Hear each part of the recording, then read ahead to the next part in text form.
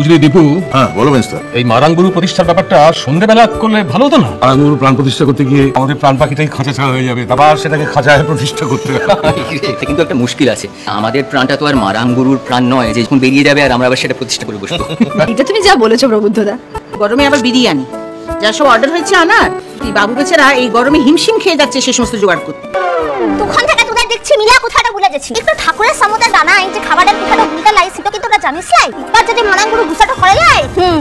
না না না না, মারাঙ্গুরু গোসা হলে কিন্তু সেই সাংঘাতিক কাণ্ড হবে, চাই না বাবা। তো ভামনি এই বলছিলাম যে মারাঙ্গুরু গোসা করলে কি করে আমি না, তো তাই জিজ্ঞেস করছি আমার। সবকিছু একেবারে ঘুরাই না। বাবা আর কতক্ষণ দাঁড়িয়ে থাকবো রে? এই তো ঠান্ডায় গরমে আমার শরীর একেবারে বেহাল হয়ে পড়েছে জানিস তো। যে বলি মন্ত্র পড়বি, আর কখন পড়বি রে মা? নিজে মা সবটা হয়ে দিচ্ছে, এবার একটু কাম কর। তোরা সকালে মিলে হাতটা জোর করবি না, যা যা বলবো আর যা যা করবো তোরা সকালে সেটাই করবি, ঠিক আছে? তোর মানে তো সেই ঘুরে ঘুরে নেচে নেচে বলা। কি না আমাকে কি বলতে হবে? তুই ঘরটার মডেলটা আনছিস বলে তোর কি চারটা বেশি হাত পা বুঝাইছে নাকি? এই মারবা এক থাবড়া।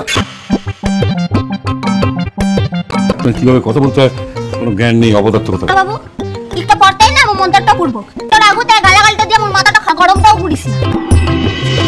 এখন মাথা টাকার গরম। যাকে যাকে দাও, শুরু করো শুরু করো দেখি। শুরুটা তো হবে কি, এই ঢাকটা দিয়ে কাঠিটা দিলাম।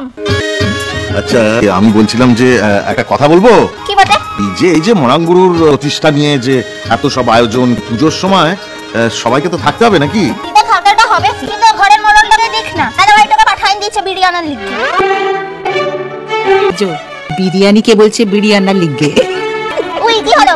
না আমি বলছিলাম যে অর্চিতাটা তো ঘরেই আছে, তাকে তো পড়ার সময় ডেকে আনলে ভালো তো না? ইষ্টি কুটুম সোম থেকে রবি প্রতিদিন দুপুর 3টে স্টার জলসায়। প্রিয় বন্ধুরা, তোমরা সবাই কেমন আছো? আজ তোমাদের উদ্দেশ্যে কয়েকটা কথা বলতে এলাম। তোমরা অনেকেই আমার চ্যানেলে ভিডিও দেখে কমেন্ট করছো যে অরিজিনাল দেখাও, অরিজিনাল ভিডিও দেখাও, ভিডিওর সামনে কে এই মূর্তিটা না আনলেই হতো না, মানে অনেক ধরনের কমেন্ট করছো। তোমাদের যদি ইচ্ছা না হয় তোমরা কেন আমার চ্যানেলে ভিজিট করছো, কেন আমার ভিডিওটা ওপেন করছো বা দেখছো? প্রত্যেকটা প্ল্যাটফর্মেরই একটা নিজস্ব রুল থাকে, ইউটিউবেরও সেটা আছে যে যে যার নিজস্ব ভিডিও আপলোড করবে। আমি কোনো টিভি চ্যানেলের উপভোক্তা নই যে অরিজিনাল ভিডিও আপলোড করে দেবো, আর তা যদি আমি করি আমার চ্যানেলে স্ট্রাইক আসবে এবং আমার চ্যানেল ইউটিউব থেকে ডিলিট করে দেবে। এবং এই ঘটনা আমার সঙ্গে এর আগেও ঘটেছে। তোমরা বারবার আমায় অনুরোধ করতে, দিদি অরিজিনাল ভিডিও দাও, অরিজিনাল ভিডিও দাও।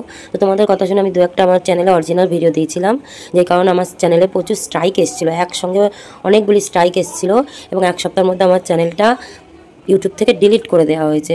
তোমরা হয়তো দেখে থাকবে আমার এর আগে চ্যানেল, বড়ো অনেকদিন আগেকার চ্যানেল ছিল, 38,000 সাবস্ক্রাইবার ছিল আমার চ্যানেলে, এবং আমি 1-1.5 মাস ধরে চেষ্টা করেছি ওই চ্যানেলটা ফেরত পাওয়ার, কিন্তু কিছুতেই সেই চ্যানেল ফেরত পাইনি বলে আমার এই চ্যানেলটা আবার আমি খুলেছি। তো তোমাদের যদি ইচ্ছা না হয় তোমরা আমার ভিডিও দেখো না, কিন্তু ভিডিও দেখে এরকম উল্টোপাল্টা কমেন্ট করো না। তোমাদের অরিজিনাল ভিডিও দেখতে হলে পরে সেই চ্যানেলে, সেই টিভি চ্যানেলে যাও এবং তোমাদের ইচ্ছা মতো ভিডিও দেখো। তোমরা কেন আমার ভিডিও দেখছো? আমার প্রত্যেকটা ভিডিওতেই লেখা থাকে কপি বাই রুমা বা রিক্রিয়েট বাই রুমা, তার মানে সেই ভিডিওটা আমি ক্রিয়েট করেছি নতুন করে, তার জন্য আমি আপলোড করতে পারছি। পৃথিবীতে কারোর ক্ষমতা নেই কোনো চ্যানেলের ভিডিও কোনো চ্যানেলে আপলোড করা, এবং সে যদি আপলোডও করে 1 দিন 2 দিন 4 দিন, কিন্তু কোনো না কোনো দিন সে ধরা পড়বে এবং তার চ্যানেল কোনো না কোনোভাবে ক্ষতিগ্রস্ত হবে। তাই প্লিজ এই রকম রিকোয়েস্ট তোমরা করবে না। তোমাদের ইচ্ছা হলে আমার ভিডিও দেখবে, ইচ্ছে না হলে ভিডিও দেখবে না, তোমাদের কেউ মাথার দিব্যি দেয়নি। তো এইটুকুনি বলার ছিল।